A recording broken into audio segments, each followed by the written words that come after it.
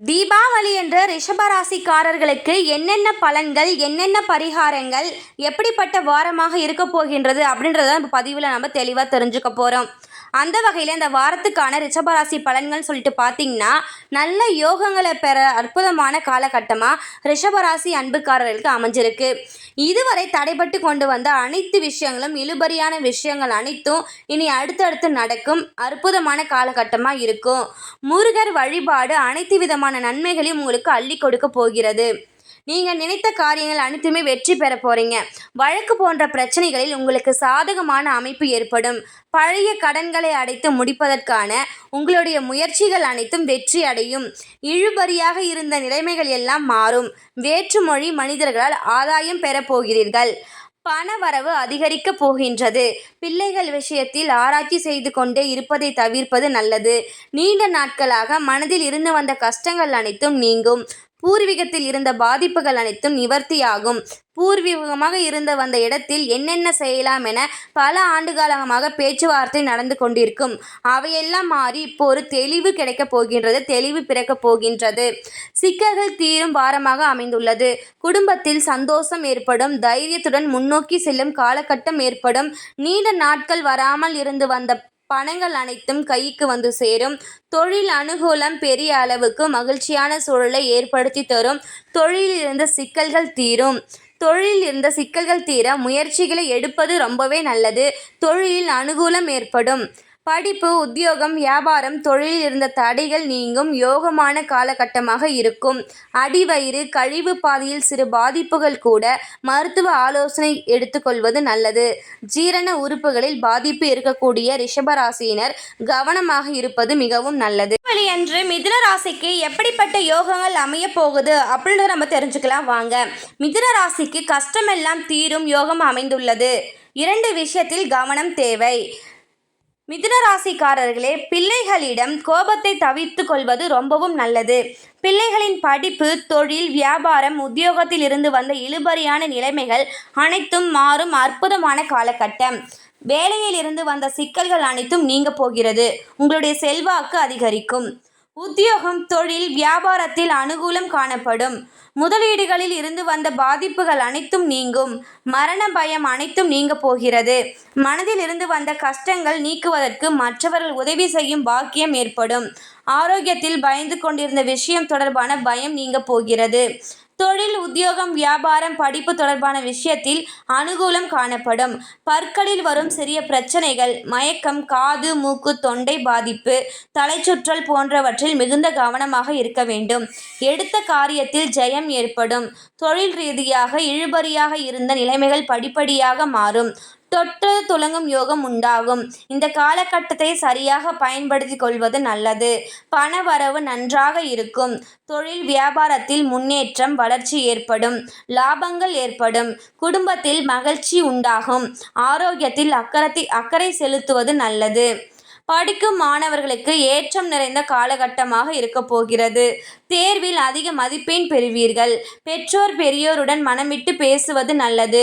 பூமி சம்பந்தப்பட்ட விஷயத்தில் நல்லது நடக்கும். விஷ்ணு வழிபாடு, விஷ்ணு காயத்ரி, நரசிம்மர் கவசம் கேட்பது உங்களுக்கு மிகவும் மேன்மையை ஏற்படுத்தும். தீபாவளி அன்று கும்பராசிக்காரர்களுக்கு எப்படிப்பட்ட சூழ்நிலை ஏற்பட போகுது அப்படின்னு தான் அந்த பதிவில் நம்ம தெரிஞ்சுக்க போகிறோம். கும்பராசிக்காரர்களுக்கு ராசிநாதன் சனி பகவான் 2ஆம் இடத்தில் வக்ரமாக இருக்கிறார். பணம் சார்ந்த விஷயங்களில் பாதிப்புகளை சந்தித்திருப்பீர்கள். 2-11 குரு பகவான் 6ஆம் இடத்தில் உச்சமடைவதால் வீடு, மாடு, மனை வாங்கும் யோகம், வேலை போன்ற யோகங்கள் உண்டாகும். புதிய வேலைகள் கிடைக்கும்.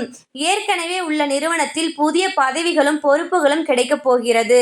2 உச்சமடைவதால் தனலாபங்கள் அதிகரிக்கும். பணம் பல வழிகளில் வரும் யோகம் உண்டாகும்.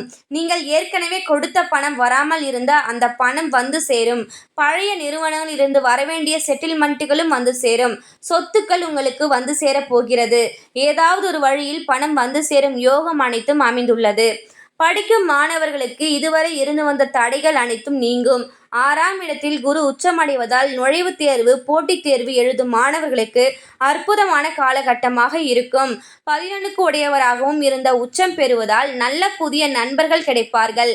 நண்பர்களால் புதிய தொடர்புகள் உங்களுக்கு ஏற்பட போகிறது. 6ஆம் இடத்தில் இருந்து குரு 10ஆம் இடமான தொழில் ஸ்தானத்தை பார்ப்பதால் தொழிலில் அபரிதமான வளர்ச்சி ஏற்படும். நல்ல லாபங்கள் கிடைக்கும். 12ஆம் இடத்தை குரு பகவான் பார்ப்பதால் இல்லற வாழ்க்கை நன்றாக இருக்கும். அடுத்து தனஸ்தானத்தை பார்ப்பதால் பொருளாதாரத்தில் நல்ல முன்னேற்றம் ஏற்படும். 4, 9க்குரிய சுக்கிர பகவான் ஆட்சி பெறும்போது மனைவியோடு பிரச்சனைகள் சங்கடங்கள் வருவதற்கான வாய்ப்பு உள்ளது. மனைவி உங்களை சங்கடப்படும் சூழல்கள் ஏற்படும். தாய் தந்தையை விட்டு பிரியவும் வாய்ப்புள்ளது. தோல் கர்ப்பப்பை சம்பந்தப்பட்ட பிரச்சனைகள் வருவதற்கான வாய்ப்பும் உள்ளது. 7க்குரிய சூரியன் மறைந்திருப்பதால் வெளிநாட்டு யோகங்கள் மறைந்ததால் இதுவரை வெளிநாட்டு யோகங்கள் தடைப்பட்டிருக்கும். இனி அந்த நிலைமைகள் மாறும். செவ்வாய் பகவானும் ஆட்சி பெறுவதால் தீயணைப்புத்துறை, காவலர் பணி, இராணுவ பணி போன்ற யோகங்கள் கிடைக்கிறதுக்கான வாய்ப்பும் அமைந்திருக்கு. தீபாவளி அன்று மீனராசிக்காரர்களுக்கு எப்படிப்பட்ட பலன்கள் அமைந்திருக்கு அப்படின்றது தான் அந்த பதிவில் நம்ம தெரிஞ்சுக்க போகிறோம். குருவின் அருளால் 3 யோகங்களை பெறும் மீனராசி. சொத்துகள் உங்களுக்கு குவிய போகுது. என்னன்னு தெரிஞ்சுக்கலாம் வாங்க, வீடியோக்குள்ளே போகலாம். மீனராசிக்காரர்களுக்கு இந்த தீபாவளி தித்திக்கும் தீபாவளியாக இருக்கும். உலகத்தில் இருக்கும் நவகிரகங்களில் சந்திரன் தான் ராஜாவாக்கி அழகு பார்ப்பார் என்கிறது ஜோதிடம். உங்கள் ராசிநாதன் குரு 5ஆம் இடத்தில் உச்சம் பெறுகிறார். 1, 10 குரு பகவானே.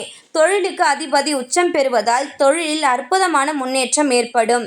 யோகஸ்தானத்தில் குரு உச்சம் பெறுவதால் யோகங்கள் பெருகும். தொழில்கள் பல வழிகளில் வளர்ச்சி பெறும்.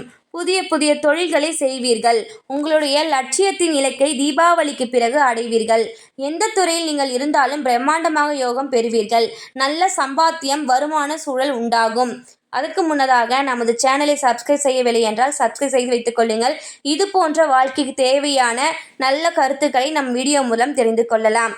அடுத்தது 5ஆம் இடத்தில் குரு உச்சம் பெறும்போது குழந்தை பாக்கியம் உண்டாகும். 3, 8க்குரிய சுக்கிரன் ஆட்சி பெறுவதால் சொத்துக்கள் வாங்கும் யோகம் உண்டாகும். தனாதிபதியும் பாக்கியவதிபதியுமான செவ்வாய் 9ஆம் இடத்தில் ஆட்சி பெறுகிறார். அந்த செவ்வாய் குரு பார்ப்பதால் குரு மங்கள யோகம் உண்டாகும். நிலம், வீடு, பூமி லாபம் போன்றவை உண்டாகும். ஏக்கர் கணக்கில் நிலம் வாங்கும் யோகமும் ஏற்படும். மிக சிறப்பான பலன்களை பெறும் காலகட்டமாக இந்த காலகட்டம் மீனராசி அன்புக்காரர்களுக்கு அமைந்திருக்கிறது. சந்திரனுடைய வீட்டில் குரு இருப்பதால் குரு சந்திர யோகமும், குரு பகவான் செவ்வாய் பார்ப்பதால் குருமங்கள யோகமும் உண்டாகும். அதே நேரத்தில் குரு பகவான் உங்களுடைய உடலை பார்ப்பதால் ஆரோக்கியம் ரீதியான பிரச்சனைகள் என அனைத்தும் நீங்கும். வாழ்க்கையில் தைரியமும் புத்துணர்ச்சியும் ஏற்படும். ஆரோக்கியத்தில் முன்னேற்றம் ஏற்படும். சொத்துக்கள் வாங்கும் யோகம் உண்டாகும். குடும்பத்தில் மகிழ்ச்சி பெருகும். பொருளாதாரத்தில் நல்ல முன்னேற்றம் காணப்படும். எடுத்த காரியங்கள் அனைத்தும் வெற்றி பெறும் காலகட்டமாக மீனராசி அன்புக்காரர்களுக்கு அமைந்திருக்கு. மோர் வீடியோ சப்ஸ்கிரைப் சேனல். தேங்க்யூ.